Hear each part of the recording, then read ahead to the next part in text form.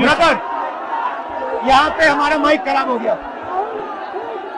और public meeting करना मुश्किल है। जी बिल्कुल ठीक बात है। तो मैंने सोचा कि हम थोड़ा यूपी के बारे में बातचीत कर लें और आप अपना पर्सपेक्टिव हमें बताइए, हम आपको अपना पर्सपेक्टिव बताते हैं, थोड़ी डिस्कशन करते हैं। ठीक बात है, ठीक बात है।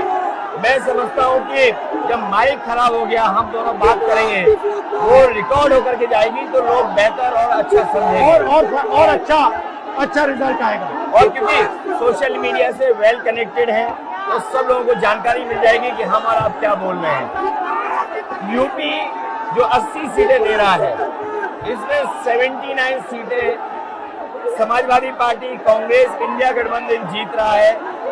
एक जो क्यूटो है उसमें हम और आप लड़ाई में हैं।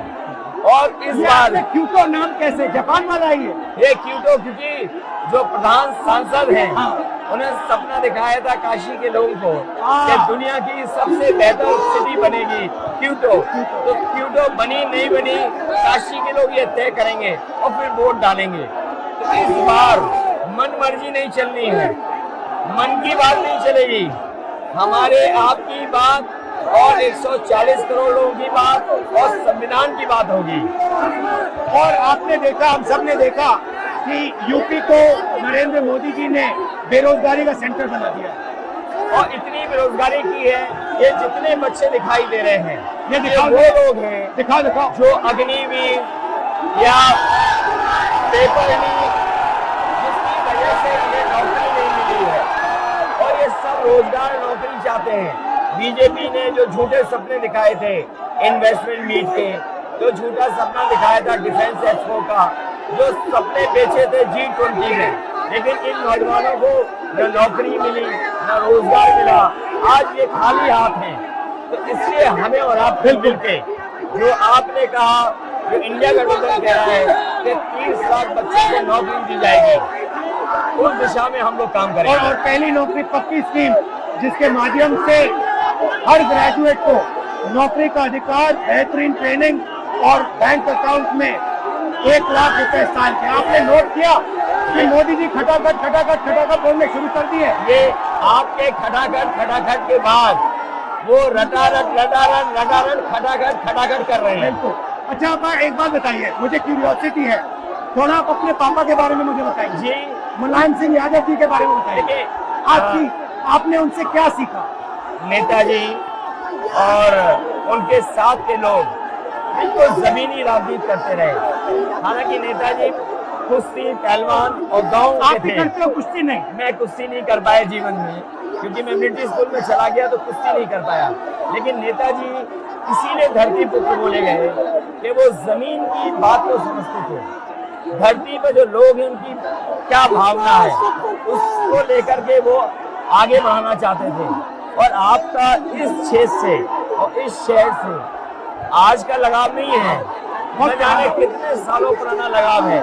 जो इमोशनल कनेक्ट आपका इस शहर और शहर से है, वो शायद और किसी राजनीतिक परिवार का नहीं होगा। तो नेताजी से उनका हार्डवर्क और अपने लक्ष्य के लिए लगातार काम करते रहना, जो गैर बराबरी की लड़ाई डॉक्टर राम मनोहर लोहिया यहीं लड़े थे। हालांकि हमारी आपकी विचारधारा की यहाँ टकराव रहा, लेकिन हमारे व्यक्तिगत या जो सिद्धांत में कभी समझौता नहीं हुआ। सिद्धांत को लेकर के हमने आपके साथ खड़े हुए और कई बार खड़े हुए, और आपकी भी पार्टी सिद्धांत से बहुत करीब रही समाजवादियों के। बट मुझे लगता है कि अब एक नई तरीके की पार्टनरशिप बन रही है, क्योंकि जो इस बार हमारा कोऑपरेशन है, शायद पहले ऐसा कोऑपरेशन नहीं हुआ। मतलब बिल्कुल सब जुड़ गए। सबसे अच्छा ये है कि जितना उन्होंने कहा 2 लड़कों की जोड़ी, उतना युवा आपसे, हमसे, इंडिया गठबंधन से और जुड़ गया। तो ये नेचुरल अलायंस है, और नेचुरल अलायंस इसलिए लोग महसूस कर रहे हैं कि वो चाहते हैं कि नौकरी और रोजगार मिले, नौकरी और रोजगार मिले। तो ये बड़ी भावना है कि हमसे, आपसे ये यूथ कनेक्ट कर रहा है।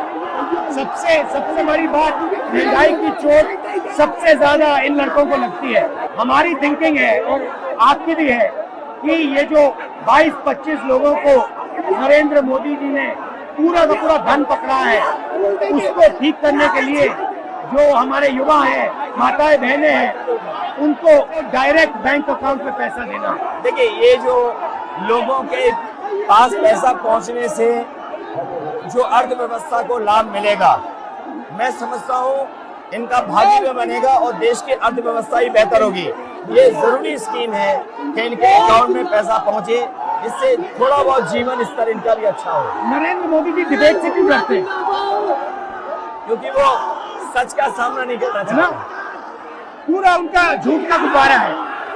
वो बीजेपी और बीजेपी के लोग मन मर्जी से चलते हैं, अपनी मर्जी से चलते हैं और उनको लगता है कि डिस्कशन की कोई जरूरत नहीं है क्योंकि वो सब कुछ जानते हैं। डेमोक्रेसी में जितना डिस्कशन होगा, जितने विचार एक दूसरे को हम सुनेंगे और एक दूसरे पे भरोसा करेंगे, उतना हमारा लोकतंत्र मजबूत होगा।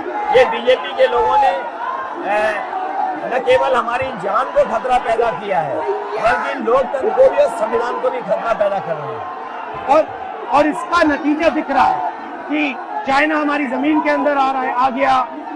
ये बेरोजगारी बढ़ती जा रही है, जो प्रोडक्शन होता है वो नहीं हो रहा है और पूरा का पूरा एक्सटॉर्शन, ईडी, सीबीआई, ये लोग मतलब एक्सटॉर्ट कर रहे हैं। कई बार सुनने को मिल रहा है और सरकार स्वीकार नहीं कर रही है, लद्दाख की हमारी सीमाएं सुरक्षित हो गई, अरुणाचल के आसपास या सीमा जो चीन से छू रही है वो बहुत असुरक्षित है। तो चीन से जहां हमारा सीमाओं का खतरा है, वहीं चीन से हमारे बाजार को भी खतरा है। तो कहीं ना कहीं हम लोगों को अपनी मैन्युफैक्चरिंग इकोनॉमी और मैन्युफैक्चरिंग इकोनॉमी को बढ़ावा देना पड़ेगा। और ये जो स्कीम्स है, पहली नौकरी पक्की और महालक्ष्मी, ये मैन्युफैक्चरिंग सिस्टम को, इकोनॉमिक सिस्टम को जंप स्टार्ट करने के तरीके हैं। ये बहुत अच्छा जंप स्टार्ट होगा। इसको अगर फोकस होकर के आईआईटी, पॉलिटेक्निक, इंजीनियरिंग कॉलेजेस को, इन सबको इकोसिस्टम में ला करके मैं समझता हूँ युवा नौजवानों को अच्छी नौकरी और रोजगार मिल पाएगा। और हमारा लक्ष्य है कि सब, हर जात को भागीदारी मिले, स्पेस मिले, हर इंस्टीट्यूशन में, बिजनेस में, एजुकेशन के सिस्टम में। तो वो हमारा, हम दोनों का लक्ष्य है। बिल्कुल। और क्योंकि जो बात सभी दल कहते थे, आज इंडिया गठबंधन कांग्रेस भी कह रही है कि सामाजिक न्याय जरूरी है, जाति गणना जरूरी है। देश के लिए ये बड़ी चीज है। जो दुनिया में अमेरिका है, यूरोप है, अपने उन लोगों के लिए जो पीछे छूट जाते हैं, उनके लिए कुछ काम करते हैं। तो हमारा जो देश जाति के आधार पर पिछड़ा है, तो इसको आगे बढ़ाने के लिए ये बड़ी भूमिका होगी इस बार। बहुत अच्छा लगा, अच्छी बहुत अच्छी मीटिंग है। मुझे लगता है कि ये यूनिक मीटिंग है क्या?